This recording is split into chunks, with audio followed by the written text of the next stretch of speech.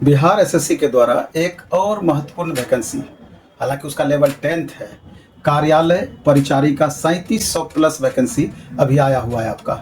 और अच्छी खासी संख्या में बच्चे फॉर्म भी भरेंगे और भरना भी चाहिए। 10th लेवल है और इसका सिलेबस भी पूरी तरीके से अनुकूल है।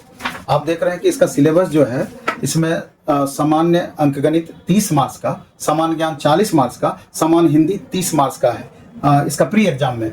तो हमको लगता है कि जो इसका सिलेबस दिया हुआ, थोड़ा अगर आप सीरियस होते हैं तो होने में बहुत दिक्कत नहीं होगी, क्योंकि अभी आप समझ रहे हैं कि गवर्नमेंट जॉब मिलना कितना कठिन है। तो ये अच्छा मौका है, इलेक्शन बेस्ड ही सही, लगातार वैकेंसी आ रही है। तो जिनका लेवल, जिन बच्चों का थोड़ा कम महसूस होता है, तो इस पोस्ट में आप भर सकते हैं। कितना भी है तो गवर्नमेंट जॉब है, इस बात को समझना है।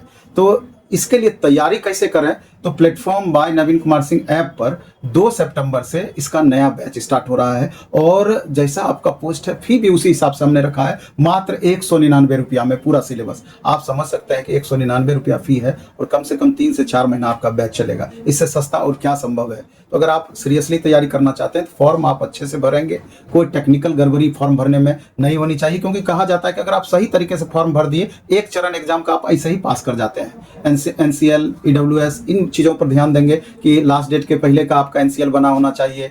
अगर 8 लाख से कम इनकम है तो ही आपका एनसीएल बनेगा, वगैरह वगैरह कंडीशन है। ईडब्ल्यूएस के केस में भी, महिलाओं के केस में भी आप जानते हैं 35% महिलाओं को स्पेशल रिजर्वेशन दिया गया है। महिलाओं को बिहार से जब आप सर्टिफिकेट बनाते हैं तो पिता का जाति और निवास देना पड़ता है, और पति का, अगर शादीशुदा महिला है तो उनका आय देना होता है। तो कंप्लीट आप सही तरीके से फॉर्म भरेंगे और अच्छे से आप तैयारी करेंगे, सफलता आपके लिए आसान हो जाएगी। धन्यवाद।